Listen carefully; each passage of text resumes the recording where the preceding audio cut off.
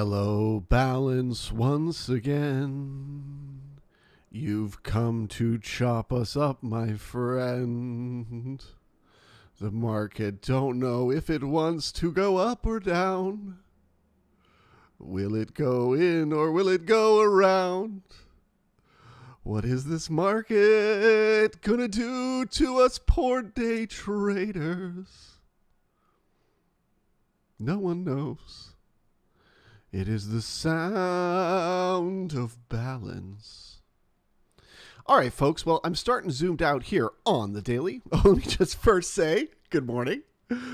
Today is Tuesday, January 3rd. My name is Charles, and this is the Pirate Traders live stream, and I'm so freaking happy to be back.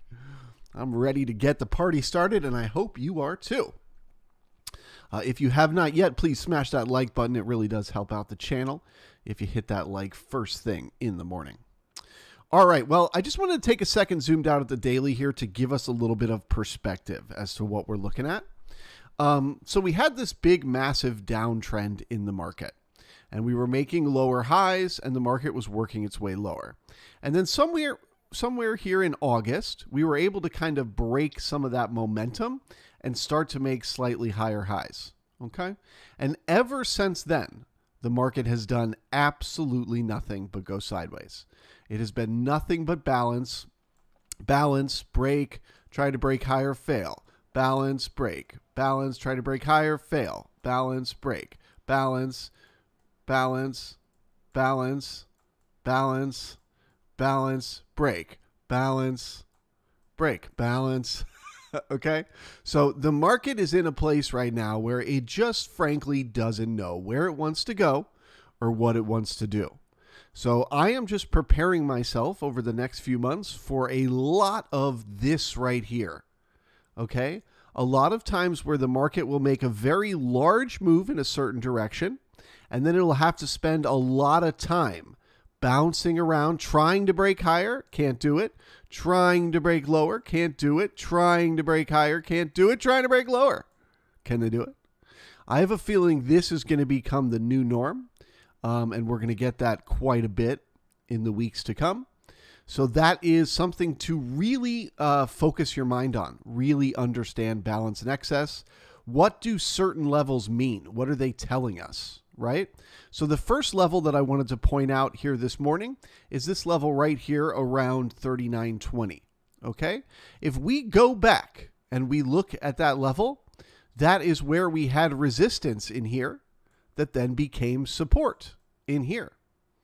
Once we failed to change the momentum of the market, where did it come back to? This same area once again, which is where it found support. It tried to bounce.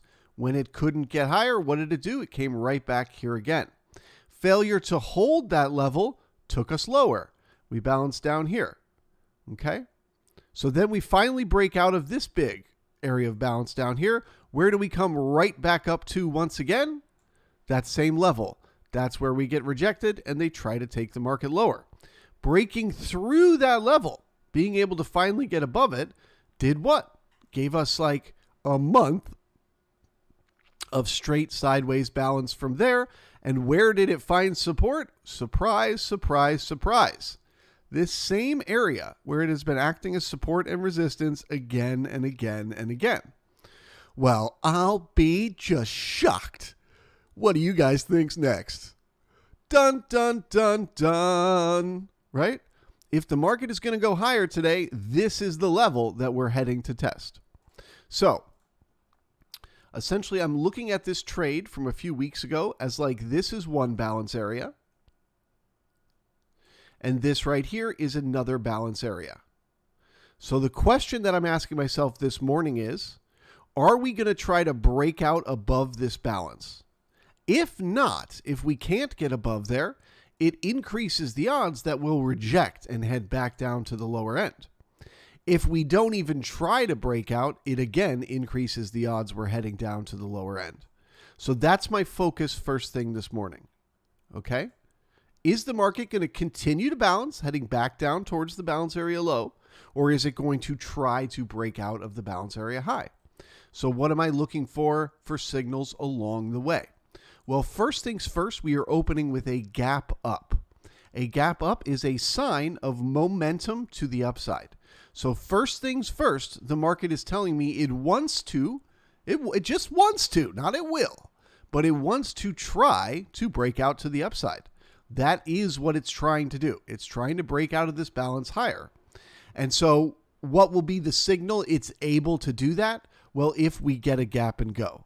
So if the market opens up here and it tries to push down towards yesterday's high, we're going to call yesterday's high 38.62. If it tries to push down there to yesterday's high and it cannot get there, it finds support anywhere above that level and turns around and starts heading up, that will be bullish to us, that the market is trying to break out to the upside. Okay, so that's the first thing we'll be looking for. Now, let's say the market opens with a gap. It's able to come back and get to yesterday's high. It's able to come down and get to 62, but it finds support there. That is also a gap and go. That is also bullish, that the market is trying to break out to the upside. So that would be bullish to see as well. But if the market tries to fill that gap, it gets down to yesterday's high and it does not find support here. Okay? That tells us it is failing to continue that momentum. That this momentum in the overnight is gone. It's over. They just wanted to take the market up here. Now that they have, the momentum is gone. What would that tell me? Well, if they tried to break out above a balance area high and they couldn't do it, they ran out of momentum, where are they probably going to go? Down towards the balance area low. Okay? So I am bullish with the gap up at the open this morning, and I remain bullish as long as we are above yesterday's high. However, if we start to pull down below 38.62, I become bearish for further downside continuation. Okay? So first order of business for the market, can they fill that gap? Looking for a gap fill down to 38.62.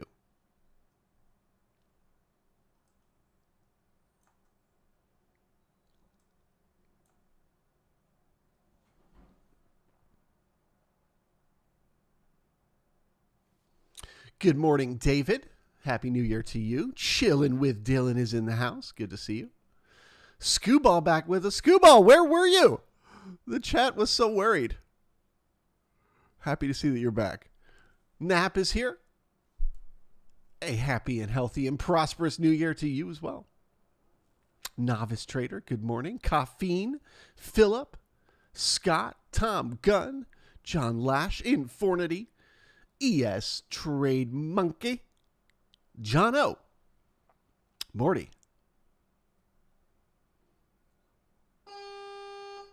Ooh, I got a package.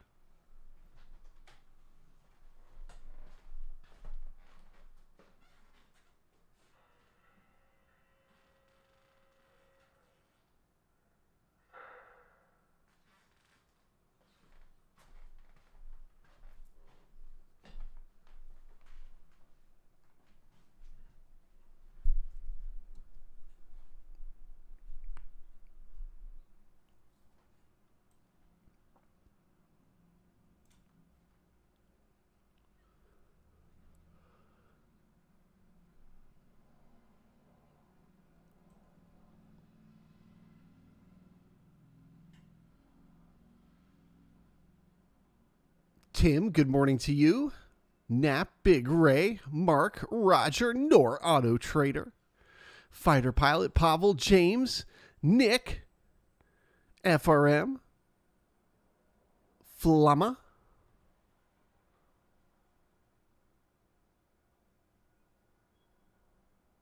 Sir Toppenhat, $6 Million Man, Scrapper, David Laser Eye.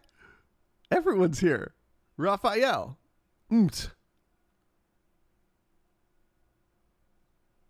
That's a guy. TV Mark. Thomas Shelby. Alan, Nick, Baby Q, and Johnny. Welcome one, welcome all.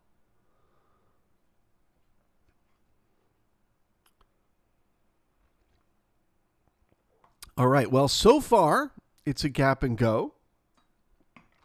Generally, for me, the market passing back through the opening price is the sign that I should be bullish and looking for continuation higher. The one thing I will say that does catch my eye is the fact that we only have 5 contracts at the low and that they are all buyers. So that makes that low weak, slightly increasing the odds that we need to revisit it. And then, of course, leaving behind some gap, also slightly increasing the odds. But once we pass back through that opening price, we know that the buyers are trying to take the market higher. So I do see this as a gap and go, and I'm now looking for support around 38.80, which is the halfback.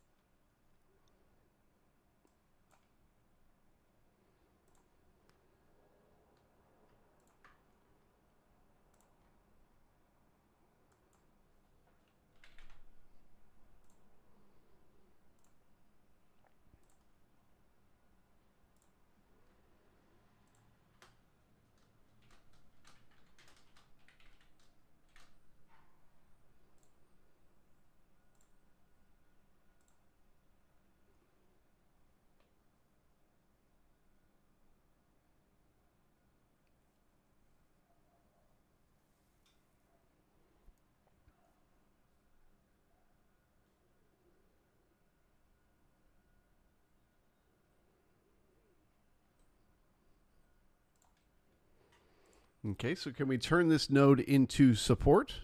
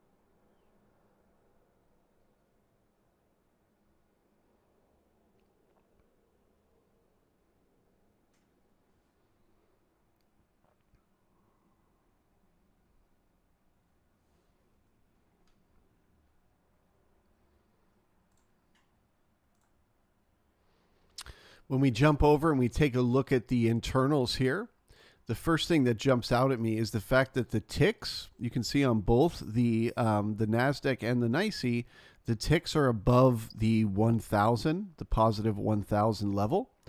That is an area that we consider the market to be kind of overbought. And so that just tells us that the overnight inventory, those traders that took the market higher in the overnight, they haven't actually exited their trades yet. They're still holding on. So the traders that went long in here, they're still holding, hoping that the market is going to keep going. So if we can see this support here, right around the halfback, right around the opening price, if we can see that continue to hold, so they keep pushing back into it, while the ticks slowly start to work their way back down towards the 0 line, that is actually bullish as a sign that we're absorbing that overnight activity, but we don't need to pull back with price. Okay. However, until we get back to the 0 line, we must remember there are still buyers in this market that need to get out of those longs. So it is a reason to be cautious, even with a gap and go.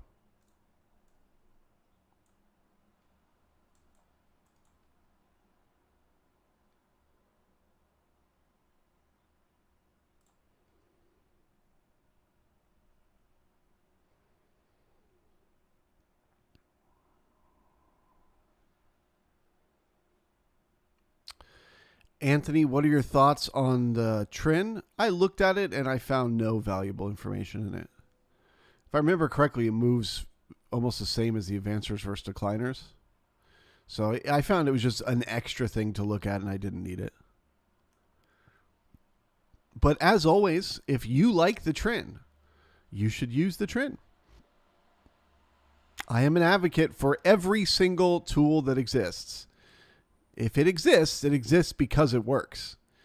The question is, are you willing to become an expert? Are you willing to practice that tool so much that you're a pro at it? Only then will it really help you.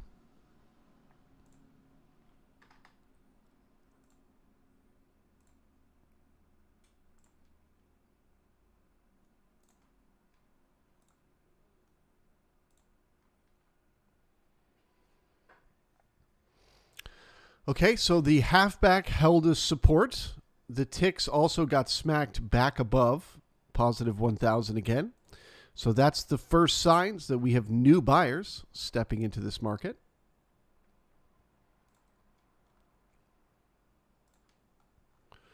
Which is bullish to see. So we got our next resistance at about 38.95. And then we'll look to see if we can turn this area that we're currently at around 89 into support for continuation of the momentum.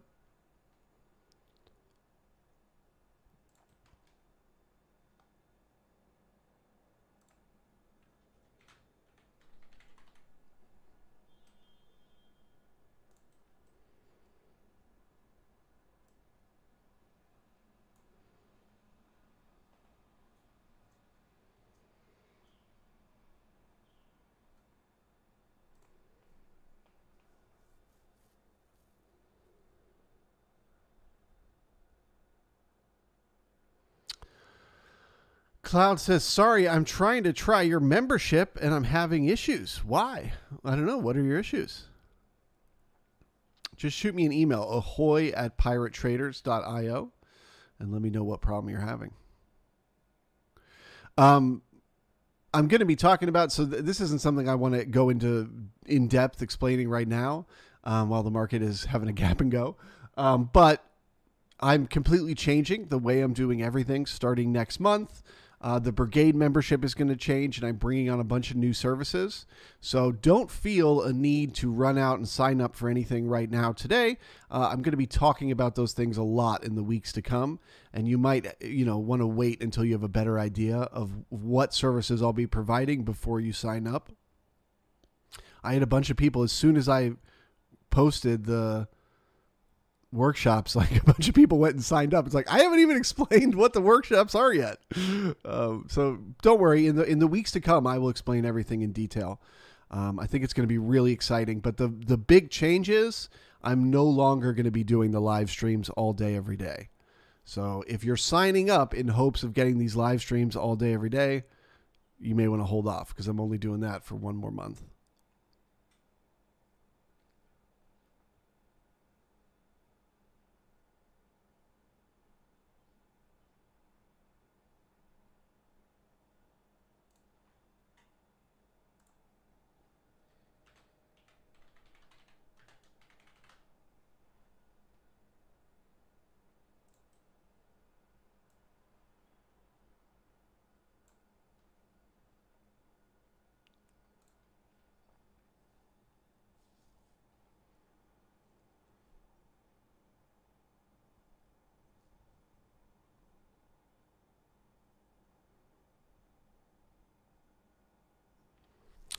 Okay, well, getting through this node of resistance at 96 increases the odds that the market wants to test the overnight high up there at 39.07.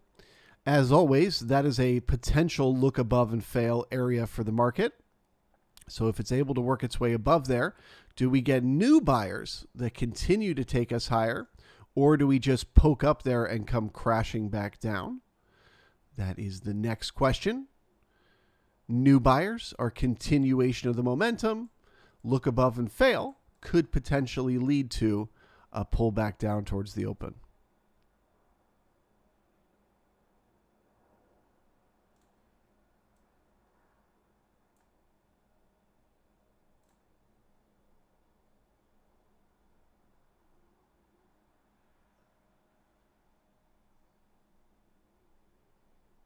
Cloud says, okay, I'll wait, but I'm in. Glad to hear it.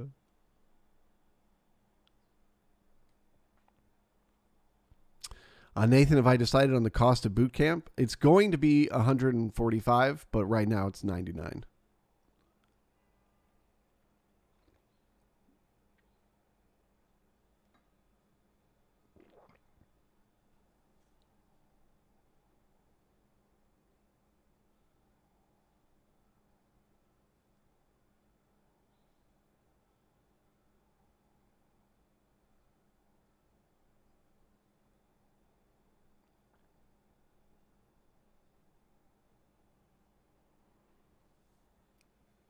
All right, so now we're testing this support around 90.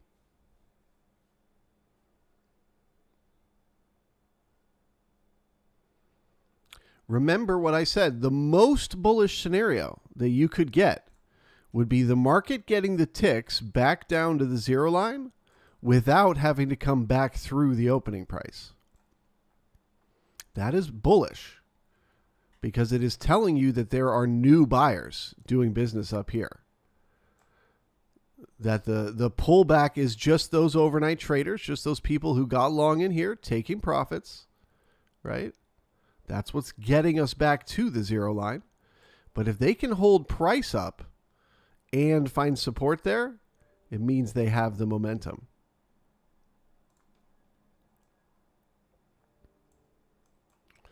Moment of truth, can they hold the support?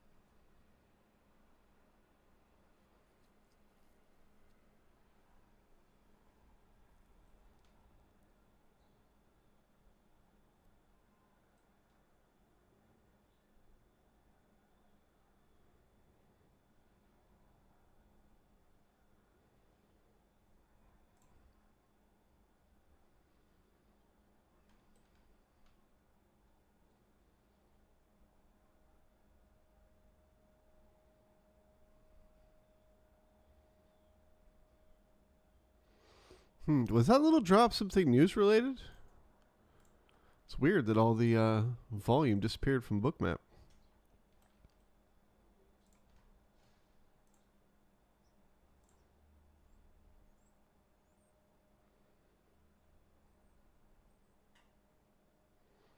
Ah, PMI.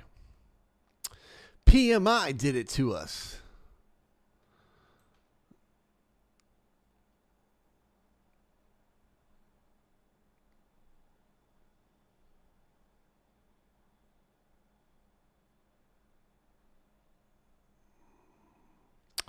All right, well, that's no longer bullish.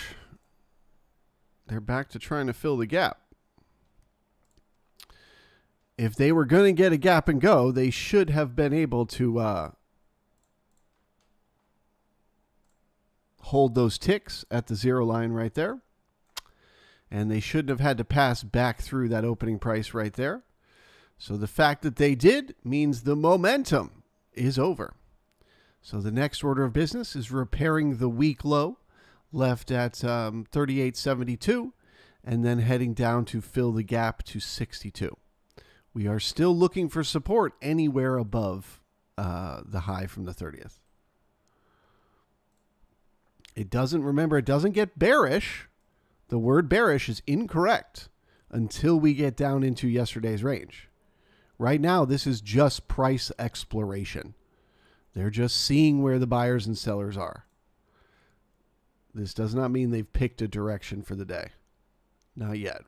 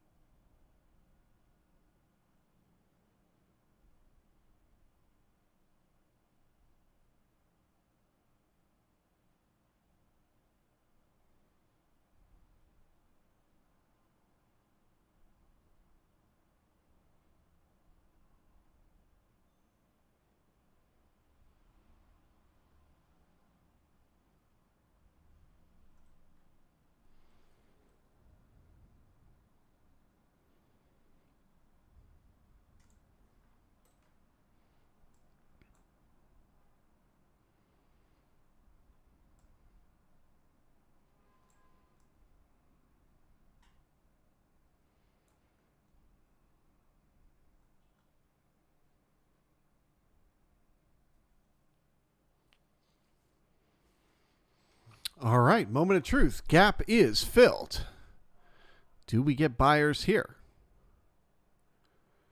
Remember, if we do not get support here, if they can't reverse this thing and start heading back up, it will mean that the market is more likely heading down towards the lows as a balance area play. Okay? They tried to take the market higher here. Tried to take the market higher here, and they couldn't do it. So where did they take the market? Down here. Tried to take the market higher here. Couldn't do it. Where did they take the market? Down here. So if they just tried again to take the market up here, now we don't know until yesterday's high fails. But if yesterday's high fails, what does it mean? They're probably going to the opposite end of bounds. They're probably going to keep playing this same game. So this is an important level for support here.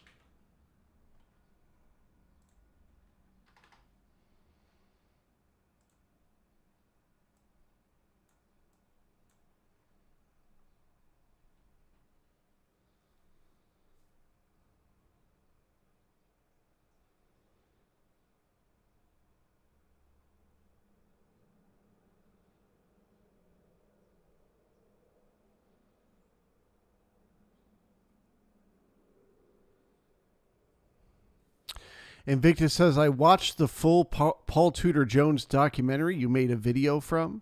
This morning's auction reminds me of what he said in the morning call with the hedge fund managers. Trap the retail traders. Yeah. Bro, it's so far beyond that now. It's literally computers. It's like you can, if you watch Bookmap, you can watch it happen throughout the day. You can watch the AI that is programmed to fucking buy right at the previous high. They just did it. They just did it right now. Who do you think bought exactly at a tick this previous high? The bots. Oh, look at that. Look at the icebergs that are just sitting right there. And they do that to get the bounce so that you go long up here and put your stops down here, and then boom, they come right back and take it out so that they can eat up all your stops, giving them the liquidity to make the next move that they want to make. It's like over and over and over again on a tick by tick basis. These computers are just fooling day traders so that they can get themselves a better position to make the move. What was the most profitable hedge fund last year? I'm going to give you one guess. It rhymes with Citadel. Who was the hedge fund that used high frequency trading with self-learning technology? Citadel.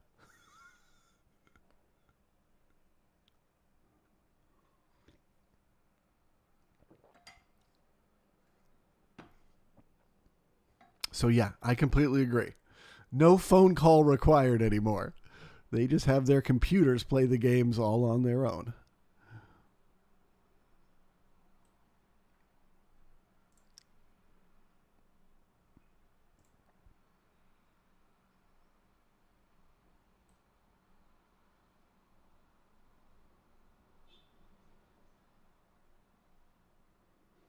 Chilling with Dylan. I don't feel like that was a fair guess.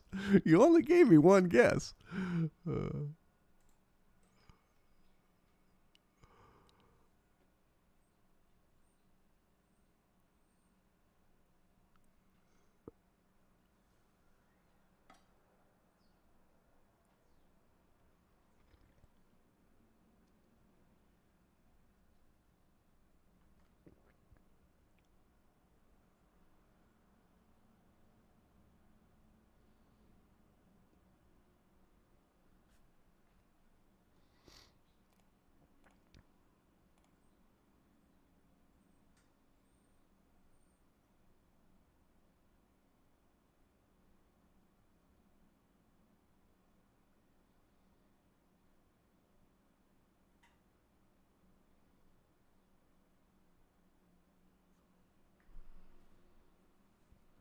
All right. I'm bearish. Lack of buyers at yesterday's high increases the odds that we need to head down and test the balance area lows. I don't have an exact level in mind, but I would say almost certainly testing 38.30 and then potentially down to like 38.10. But if you don't have the buyers to break out on the upper side of the balance area, you generally have to head down and look for them at the opposite end. So I am bearish. Obviously, we're still in the A period, and it's very, very large. So this might be one of these days we get stuck in the initial balance. But my assumption is we are on a slow grind lower until I see new information that changes that perspective. That would have to be a reversal in the ticks getting back above zero, staying above zero, or B period, one of the time periods getting above the previous. New information, because as of now, this is bearish.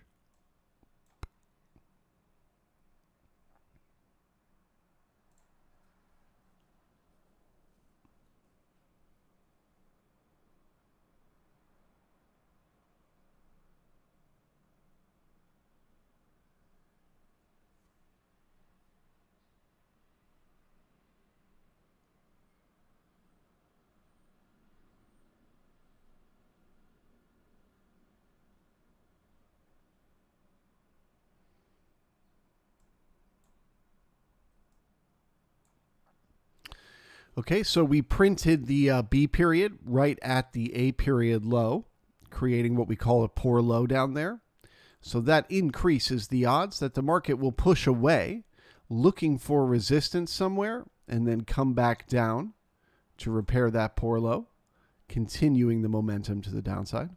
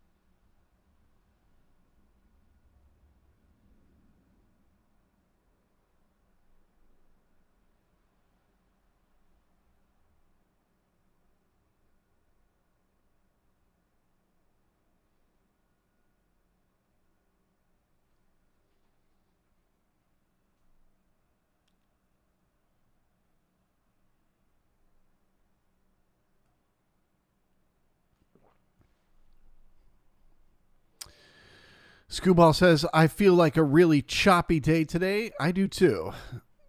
You never want a large initial balance. You never want the market to make a huge move in the first hour, because then it usually has run out of steam for the day. But we'll take it one tick at a time. As I've said, it is, to me, a look above and fail of balance, increasing the odds that no matter how choppy and grindy and annoying it may be, it's going down until I see information that says otherwise.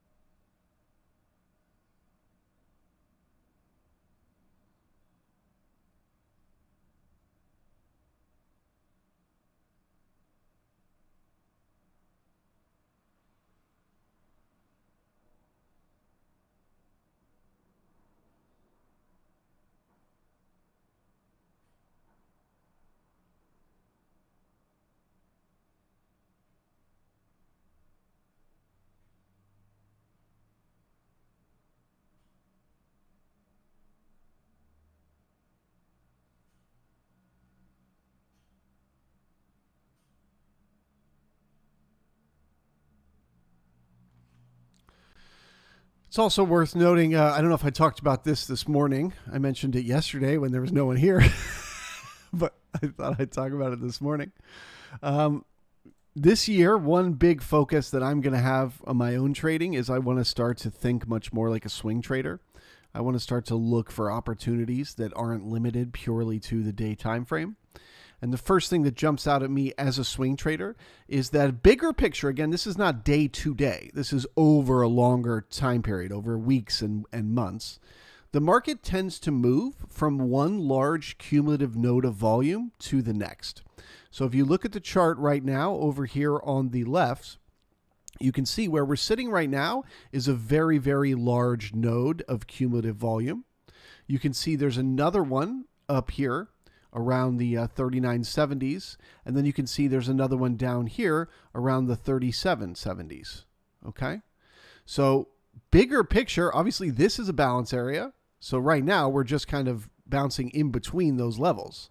But when you're at this level, you know it is likely to go either up to this one or down to this one. Like it's heading to one of those two, and you don't know which one it's going to go to. But if the market tried to go higher and it couldn't get up to this one, and you're a swing trader, you might be saying to yourself, okay, I can target this one down here as a failure to get up to that one. Now you might have to wait a couple of days to get there. That's the bitch of it. But you just know your probabilities. And then the same thing will be true if today the market finds support in here and starts to head back up. You might think to yourself as a swing trader, okay, I can get long for that move up there, but hey, it might take me a couple of days before I get up there.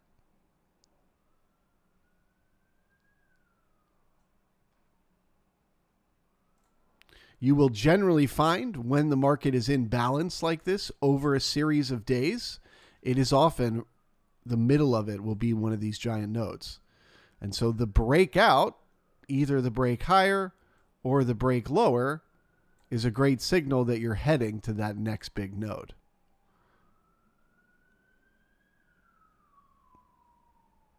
So you have the probabilities, and all that you require is the patience to wait.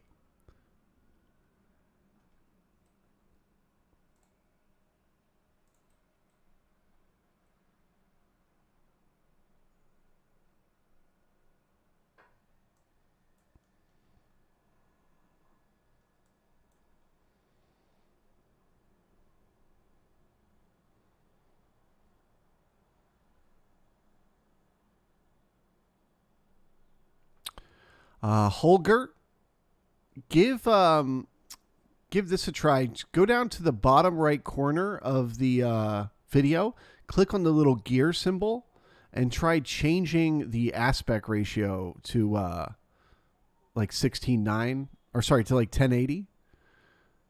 It might just be that it's loading for you in a lower quality.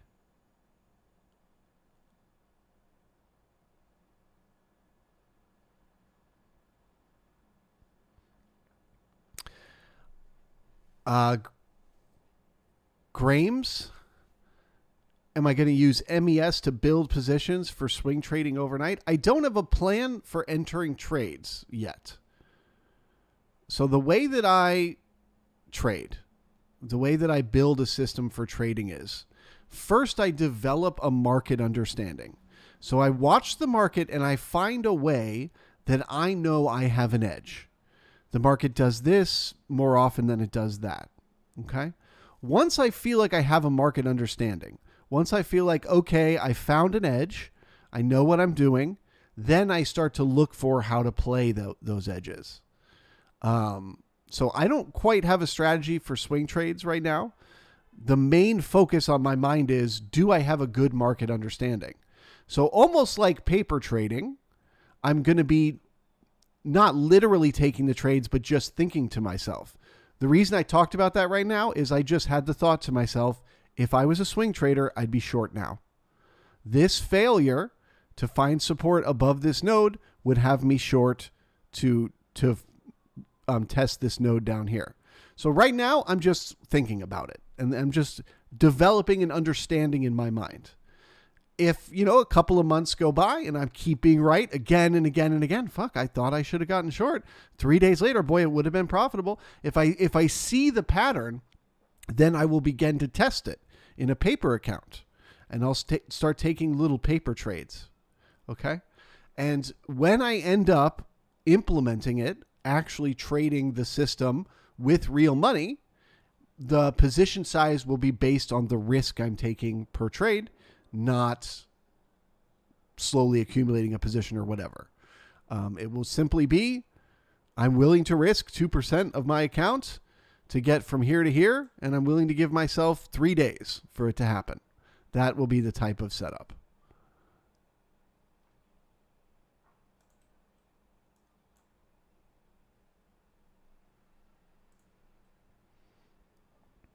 I'm also probably going to use an entirely different brokerage account than my day trading account, just so I don't confuse the two.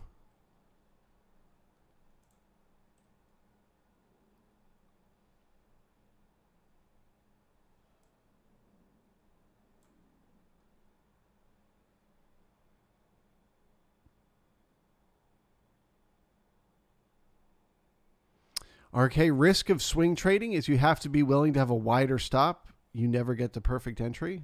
Yes, sir. That's the risk. You also often have to use time as a stop instead of using price, which is very scary.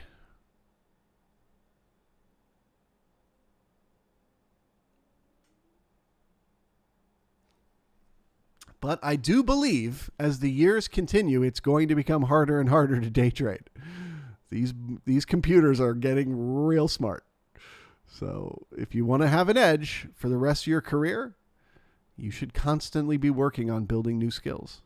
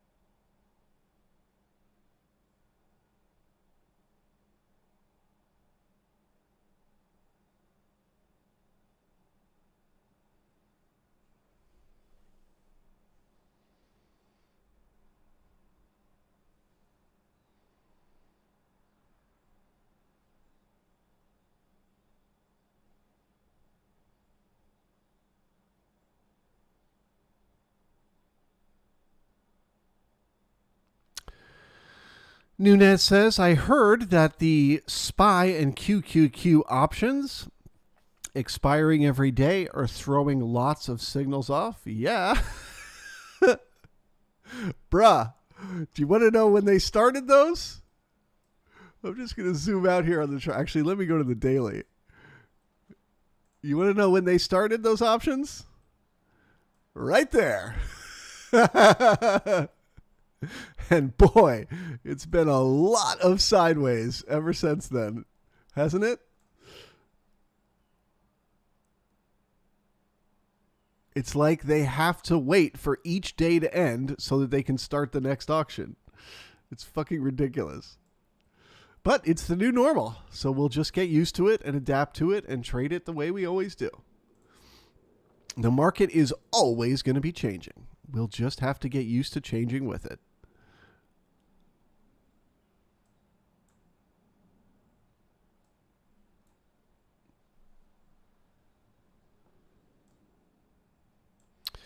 Okay, so now that we are back inside yesterday's range, we increase the odds that we need to test the overnight low. We almost always, with an extremely high probability, test either the overnight high or the overnight low within the regular trading hours. So if the market opens here and it works its way all the way up to there and it can't test that overnight high, well, then that's a sign that it is more likely it will test the overnight low. So same thing that I said when we were up here, I will say down here as well. This is a potential change in the market level. So if the market pushes its way below the overnight low and it gets more sellers there, that is a sign of continuation of the bearish momentum. But if they poke below and they're able to pull right back up, that may be support. So let's wait and see what happens here at the overnight low. 38.43.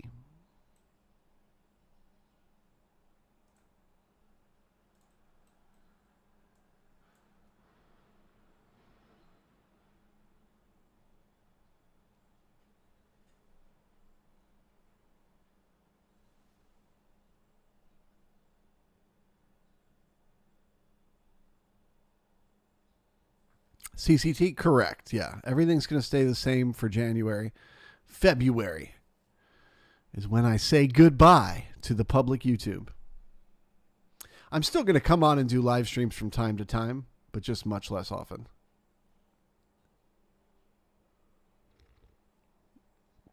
I got 1,000 new subscribers on the YouTube channel last year, and almost all of them were from when I did streams on other people's channels. So it turns out this idea I had of giving away an hour of free education every day would bring in an audience. Doesn't actually work. Lesson learned.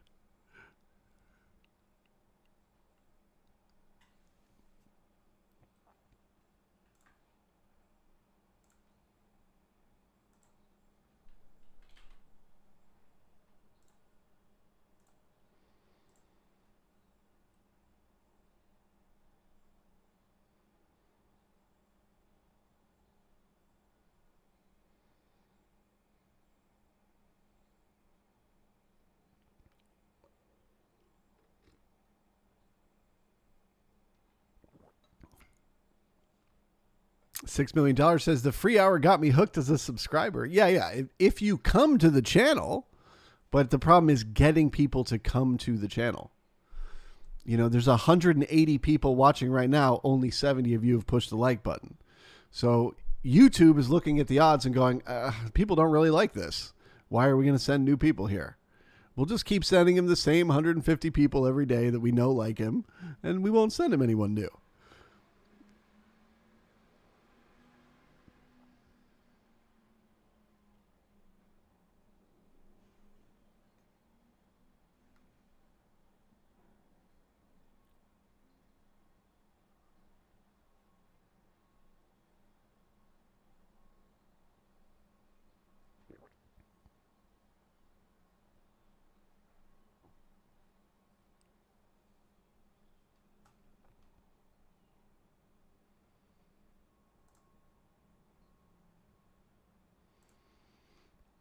Okay, so here's the test of that overnight low.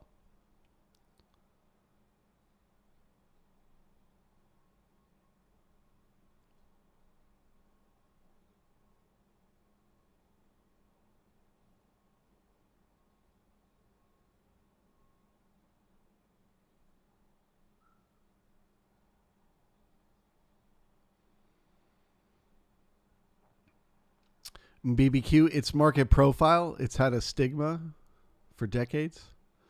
Oh, well, I can't help that. Market profile is what works. At least for me, anyway.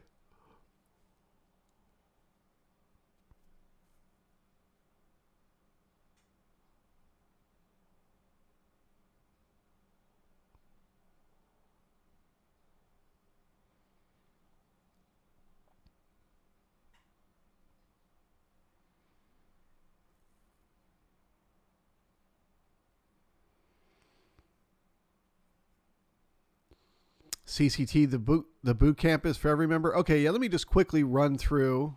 I'm just waiting to see if we get resistance here at the overnight low, which it looks like we are. So that is bearish for continuation. The next target is the repair of 38.3950. And then monitoring for continuation lower from there. It is also worth noting, even though this is a look above and fail that's heading down towards the opposite end of balance down here, okay? Often if the market makes a humongous move in the first hour, that might be the end of it. So we may be gearing up here for a sideways day if they keep pumping it lower this fast.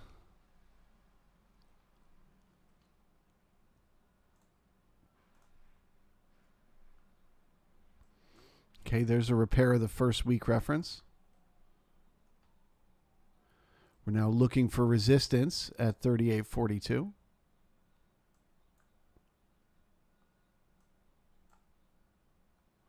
Looking to see those ticks get smacked down.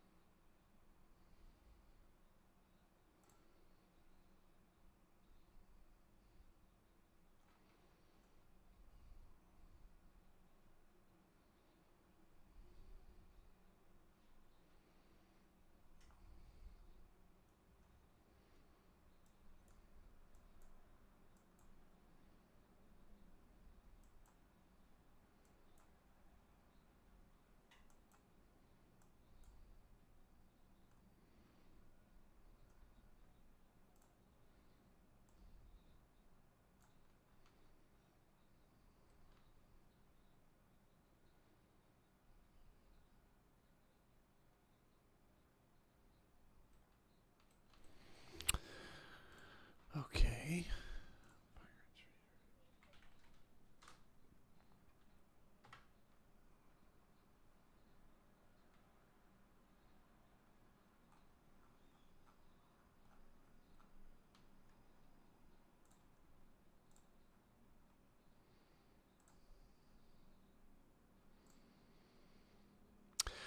Okay, so just really quickly, I'm not going to shove this down your throats, but because I know a lot of you have questions, basically what I am going to be introducing starting next month are two new programs. The first one I'm calling a Trader Development Workshop. I'm going to have a 2-week program that'll cost $145, or a 4-week program that'll cost $245. And the idea is the 2-week program is for people who are brand new and don't know anything about market profile. And they're just trying to get the basics. So that will be the focus of what I'm teaching in the 2-week program will be the very, very simple basic stuff and just really reinforcing it and making sure that when you finish this 2-week, you never ask the question, what is a poor high again? That when this course is over, you have everything you possibly need, which is, by the way, the same thing the e-course is.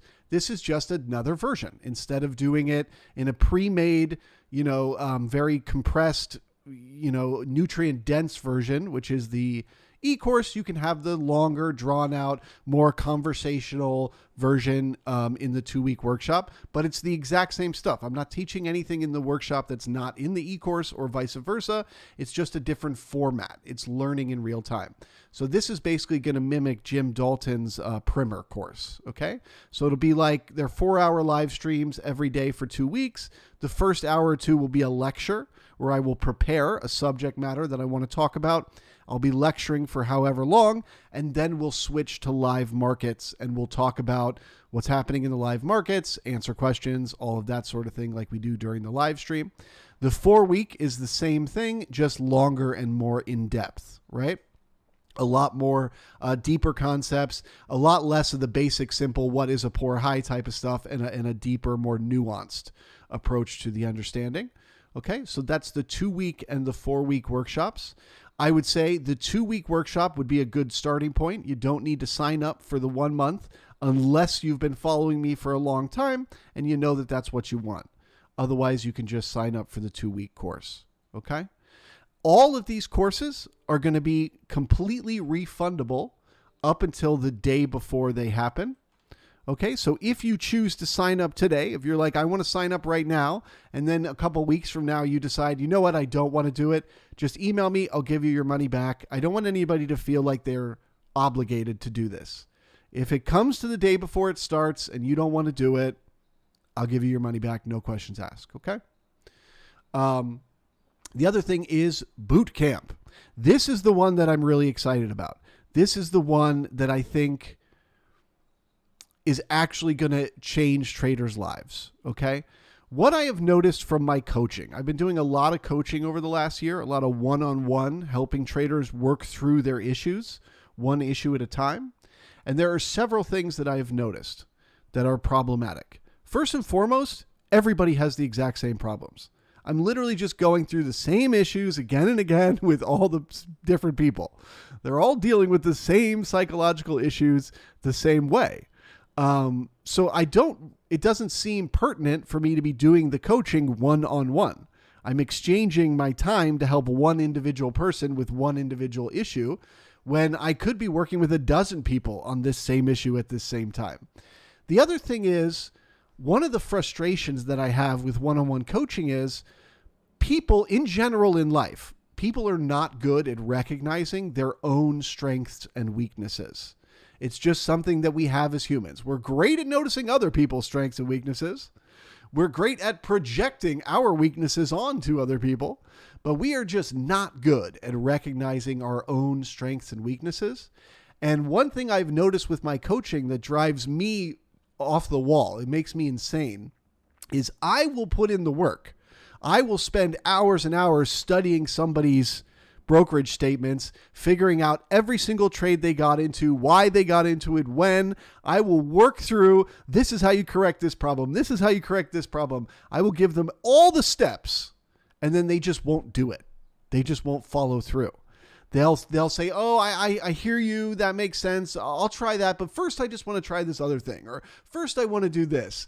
I'm not ready to give up on that. I'm not ready to blah, blah, blah. So one thing that I've been thinking about a lot is for anyone that's familiar with AA, okay, Alcoholics Anonymous. Alcoholics Anonymous is this organization that has figured out, they have created a systematic way to basically help people overcome what is probably the single biggest personal psychological issue to overcome, which is addiction, right? There is nothing harder in the human psyche to overcome than addiction. It is a literal pattern in your brain. But AA has figured out how to do that. There is a process that you have to go through. It's very hard. It's not easy. It is extremely hard. But if you follow the process, if you follow the steps, you can overcome this difficult psychological issue that you deal with. And one big part of that, one big part of the formula that makes AA work so well is accountability. People are forced to sit down in a room with strangers. They don't even know this person's last name. They don't know anything about them. It's completely anonymous. They're forced to sit down in a room and talk about the decisions that they make, the mistakes, the worst thoughts that they think, the worst actions that they take. They're forced to sit and discuss them in public with strangers. But what this does is it allows those strangers to respond. It allows those strangers to tell them, I've experienced what you're experiencing. I know what you're thinking. I know what you're feeling. I had that too. And here's what I did to get through it. And so when you become a member of this community where you recognize you're not alone, that these things, they don't mean there's something wrong with you. They just mean you need to take these steps to fix the thing that needs to be fixed. And that you see it can be done because there are other people who are overcoming those things too. You also see that it's a struggle. You see that this person's been in AA, they've been sober for 10 years, but yet every day they still have to struggle. Every day they still have to do the work to keep themselves sober. This is what trading is. This is what all the issues and all the difficulties that come along with the problems we make as trading is. It is like being an alcoholic. We have to deal with those issues every day for the rest of our lives. And the first step is admitting that you actually have the problem. And I think it will be a lot easier for people to recognize they really do have a problem when it's a group of people telling them this rather than just me, one person sending them an email saying, hey, I think you're doing this or that wrong. So the way the boot camp is going to work is it'll be 2 Zoom calls, okay? One first thing in the morning, like an hour before the market opens, and then one after the market closes. It's going to be a small group. I'm limiting it to only 15 people per group. And what I will do is each day I will give you a set of exercises, okay? Like a coach giving you exercises to work on to become a better basketball player or whatever. I'm going to give you exercises to do throughout the day. You will have to track, what you're doing. And then at the end of the day, we will all get together and do a Zoom call that will be a lot like an AA meeting, right? That Zoom call at the end of the day, we will all talk about the mistakes we made, the things we learned. What are our strengths? What are our weaknesses? And then we will work through these issues one by one by one. So I would say the boot camp is not about the market. It is not about learning how to read a chart or how to enter a trade or what position size to use or any of that. Boot camp is 100% about you and your personal psychology, your personal strengths and weaknesses, and helping you come up with strategies to overcome those problems, to not keep, falling for the same mistakes again and again and again. So really, boot camp is only for traders who already have a market understanding. If you're at that point in your career where you're basically break even, you win some, you lose some, but you feel like you understand the market, you just can't quite get profitable. For you, boot camp is probably the right choice. You don't need to learn how to read charts. You need to learn how to manage your emotions. And so that's what that's for. And the workshops are for if you need to learn how to read charts.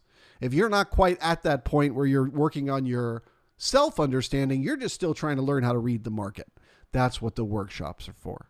So moving forward into next year, the workshops will be to learn about the market. Boot camp will be to learn about your own psychology. The brigade will no longer be a place to learn. The brigade next year is going to be just a community. So I'm going to keep live streaming. I'll probably be streaming most of the day, most days, but I'm not going to be teaching you through the live streams. So I will, for example, say, oh, look, the market just made a poor low, but that's it. I'm not going to sit here and go through the whole lecture of like a poor low increases the odds. We're going to backfill the single prints, come back, take out the poor low. Then we're going to repair this. I'm not going to go through the whole lecture of explaining the same shit day in and day out over and over and over again, because I just can't do it. Psychologically, I don't have it in me to sit here and focus on teaching all day, every day. So from now on, or I should say starting in February, the teaching will happen purely in the workshops and the boot camps, and the brigade will just be a community where people come together to talk about what's happening live in the market. I will just be another member of that community. I'll share my insights. I'll share my screen. We'll hang out. We'll make jokes. I'm going to drop the whole no more non-market generated conversation rule. I'm going to drop the no more politics rule, all of it. Like, I want the brigade to be a place for me to hang out with my friends during the day. And when I'm doing that, I can focus on my trading. I can focus on making money myself. And then when I'm doing the teaching, when I'm doing the workshops, I will focus on the teaching side. I really want to create a differentiation between the two. So this is your last month of learning from live streams. Speaking of which, we've now got the initial balance to the downside, which is bearish. Okay? We got a look above and fail of the previous day's range, which is bearish, and of a balance area, which is bearish. We've got a poor low that we left behind, which is bearish. But we still have some single prints that we left behind in the B period. So the single prints increase the odds that the market will at least try to get up there to that A period low. And the poor low increases the odds that it will find resistance and continue lower from there. Once the market gets one more tick lower than the C period low, it will begin one time framing, increasing the odds of continuation lower throughout the day. With that, I will say goodbye and head on over to the private stream where the cool kids hang out. Look forward to seeing you here tomorrow morning. Thanks a lot.